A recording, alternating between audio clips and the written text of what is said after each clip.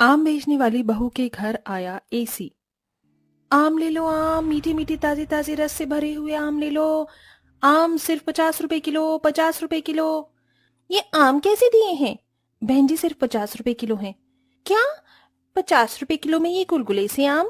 इसके लिए तुम हमसे 50 रुपए लोगी? नहीं मेम साहब, मेरे आम तो काफी ताजा हैं, ये गुलगुले कैसे हो सकते हैं? अच्छा तुम्हें यकीन नहीं आता तो खुद ही देख लो। रागिनी जैसे ही अपने आमों को छूकर देखती है तो वो काफी ज्यादा गुलगुले होते हैं। ये देखकर ये आम गुलगुले कैसे हो गए? सुबह तक तो बिल्कुल ठीक थे। अगर देने हैं तो 20 रुपए के ले दो आम, वरना मैं तो चली। कोई पागल ही होगा जो 50 रुपए में तुम्हारे ये आम खरीदेगा। कस्टमर की बात सुन रागिनी को ना चाहते हुए भी 1 किलो आम सिर्फ 20 रुपए में देने पड़ते हैं। और ऐसे ही पूरे दिन कोई ना कोई कस्टमर गुलगुले आमों को देखते हुए आधे पैसों में ही आम खरीद लेते हैं, जिसके चलते रागिनी का काफी ज्यादा नुकसान होता है। जिसके बाद शाम होने के बाद रागिनी जैसे ही घर आती है। हे भगवान, ये क्या? सुबह ही मैं इन सभी आमों को पेड़ से तोड़कर रख लेकर आई थी और शाम तक ये सभी आम गुलगुले होकर खराब हो गए। बच्चों, ये आम कैसे खराब हुए? अरे बहू, बच्चों से क्या पूछ रही है?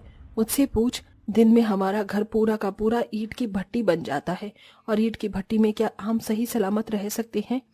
माँ जी, अगर गर्मी में यूं ही रही तो सारे आम खराब हो जाएंगे, तो मैं बेचूंगी क्या?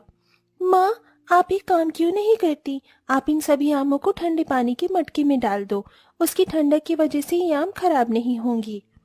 रूही की बात सुन रागिनी उन बचे हुए आमों को ठंडे पानी के मटके में डाल देती है, ये सोच कर कि अब तो उसके खराब होने से बच जाएंगे।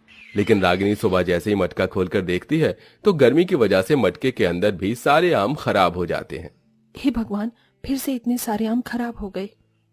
रागिनी, अब हम कर ही क्या सकते हैं सिवाय इन आमों को खराब होता देख। मैं अपने आम के बगीचों में आम इस तरह खराब होता हुआ नहीं देख सकती। मैं इन्हें अपनी देखकर इसलिए नहीं सींचा था कि मैं इन्हें खराब होता देख सकूं। तो हम और कर ही क्या सकते हैं? इस गर्मी से तो हम नहीं लड़ सकते ना। अर्जुन की बात सुन रागिनी के पास कोई जवाब नहीं होता, जिसके बाद रागिनी फिर से अपने आम के बगीचे में जाती है और वहां से आम तोड़ने लगती है। हे भगवान, हम पर थोड़ी दया करो ताकि ये आम खराब ना हो। रागिनी आमों को लेकर उन्हें बेचने के लिए चली जाती है। तभी दोपहर होने तक सारे आम फिर से गर्मी की वजह से खराब हो जाते हैं, जिसके चलते रागिनी गुस्से में उन सभी खराब आमों को फेंक कर अपना ठेला लेकर घर जा रही होती है। तभी रागिनी की नजर एक बड़ी फलों की दुकान पर पड़ती है, जिसमें रखे हुए सारे फल काफी ज्यादा ताजे थे। जिसे देखकर रागिनी उस फल वाले की दुकान के पास जाती है। भाई साहब, इतनी गर्मी में भी ये सभी फल इतने ताजा कैसे हैं? अरे बहन जी, इस एसी की वजह से मैंने अपनी फलों की दुकान में एसी लगा रखा है, ताकि गर्मी में भी मेरे फलों को ठंडक मिले और वो खराब ना हो। उस दुकान वाले की बात सुन रागिनी के मन में भी एसी लाने की ख्याल आता है और वो एसी की दुकान पर पहुंच जाती है, जहां उसे एक एसी पसंद आता है। भाई साहब, ये एसी कितने का है? बहन जी, सिर्फ 25,000 का है। क्या? 25,000 रुपए का? मैं तो अगर सारी जिंदगी भी मेहनत मजदूरी करूं तो भी इतना महंगा एसी नहीं खरीद सकती। रागिनी उदास होकर वहां से जाने लगती है कि तभी वो एसी वाला कहता है, अरे रुकिए बहन जी, आप एसी को आसानी से खरीद सकती हैं। वो कैसे भाई साहब? मेरे पास तो इतने पैसे नहीं है।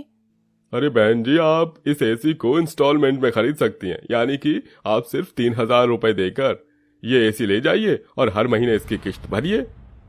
उस एसी वाले की बात सुन रागिनी मन ही मन बहुत खुश होती है और आकर सारी बात अपने परिवार वालों को बताती है। माँ, अब हमारे घर में भी एसी आएगा। आपको पता है, हमारे दोस्त है ना चिंटू, उसके घर में भी एसी लगा हुआ है और वो अपने एसी पर बहुत इतराता था। आप देखना, हम भी अपने एसी पर इतराएंगे। रागिनी, तुम्हारा दिमाग तो ठीक है। तुम जानती हो ना कि हमें 2 वक्त की रोटी खाने के लिए भी कितनी मेहनत करनी पड़ती है, और तुम इंस्टॉलमेंट में एसी खरीदने की बात कर रही हो। ये एसी मैं इसलिए खरीद रही हूँ ताकि इसकी ठंडी हवा में मेरे आम खराब ना हो सके और हमें भी इस भयंकर गर्मी से छुटकारा मिल जाए। अब चाहे मुझे कितनी भी मेहनत क्यों ना करनी पड़े, मैं 3,000 रुपए इकट्ठा करके इंस्टॉलमेंट में एसी खरीद कर ही रहूंगी। रागिनी अपने मन में एसी खरीदने की ठान लेती है, जिसके बाद अब वो आसपास के बाजारों में आम बेचने की बजाय उन दूर जगहों में आम बेचने के लिए जाती है, जहां पर बहुत कम ही आम वाले होते हैं। हे सूर्य देवता, थोड़ा तो रहम करो। आपकी ये ज्वाला जैसी किरणें तो मेरे शरीर को जलाकर राख कर देंगी। बाप रे बाप, कितनी गर्मी है। नंगे पैर चल चलकर दूर दूर तक आम बेचने के लिए जाया करती थी, जिसकी वजह से गर्मी में रागिनी की तबीयत काफी खराब होने लगती है। धूप में घूम घूम कर मेरी बहू का सारा शरीर कितना लाल हो गया है। नंगे पैर गरम जमीन पर चल चल कर इसके पैरों में छाले भी पड़ गए हैं। दादी दादी देखो ना, माँ के हाथों में भी छाले हो गए हैं। अरे बच्चे, तुम रो क्यों रहे हो? मैं बिल्कुल ठीक हूँ। मैं जानता हूँ रागिनी, तुम इस तकलीफ से गुजर रही हो, मुझे माफ कर देना। तुम तो जानती हो कि मैं दिन की मुश्किल से 100-150 रुपए कमा पाता हूँ। मेरे लिए 3,000 जैसी रकम इकट्ठा करना बहुत मुश्किल है। बस कुछ ही दिनों की और बात है, फिर देखना सब कुछ ठीक हो जाएगा। तबीयत खराब में भी रागिनी कड़ी धूप में आम बेचने के लिए जाती है और धीरे धीरे पैसे इकट्ठा कर रागिनी कुछ हफ्तों में 5,000 रुपए जोड़ लेती है, जिसे वो इंस्टॉलमेंट में एसी लेकर घर में लगवा लेती है। इस एसी के अंदर से तो बहुत ठंडी ठंडी हवा आ रही है। मेरा तो मन ही नहीं कर रहा कि मैं यहाँ से उठकर कहीं जाऊं। अब तो हमें रात में अच्छी नींद आएगी और मच्छर भी नहीं काटेंगे। घर में एसी लगने की वजह से सभी लोग बहुत ज्यादा खुश थे, लेकिन सबसे ज्यादा खुशी रागिनी को थी कि अब उसके आम बिल्कुल खराब नहीं होंगे। बहू, मैं सोच रही थी कि क्यों ना अब तू बाहर धूप में आम बेचने की बजाय आंगन में ही एक बेचना शुरू कर।